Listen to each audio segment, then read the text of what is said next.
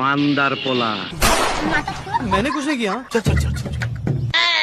কান হবে अबे अंधा है क्या? তো গরুর মালিকটা গরু থেকে দুধ নিয়ে চলে যায়, এদিকে মুরগি খেতে খেতে হাঁপিয়ে যায়। है मुझसे कोई स्मार्ट। তো মুরগিগুলো উপরে বসে ডিম পাড়ছিল আর ডিমগুলো মেশিনের মধ্যে দিয়ে নিচে যেতে শুরু করে। তো এবার মাঝখানের মুরগিটা একটা ছোট ডিম পাড়ে, সেই ডিম থেকে একটা বাচ্চা বেরিয়ে আসে। কি বলবো, যাই হোক। তো এবার সবগুলো ডিমকে মেশিনের মধ্যে দিয়ে মুরগি ছানা বের করা হয়। মানে সকালে নাস্তা করার জন্য যে মেশিনের মধ্যে দিয়ে পাউরুটি তৈরি করা হয়, সেই মেশিনের মাধ্যমে ডিম ফাটিয়ে মুরগি ছানা বের করা হচ্ছে। তো এটা হচ্ছে সব থেকে বডি বিল্ডার মুরগি। আর এই লেডিস মুরগিটা ডিম পাড়ার সাথে সাথে তার মালিককে ডাকতে শুরু করে দেয়।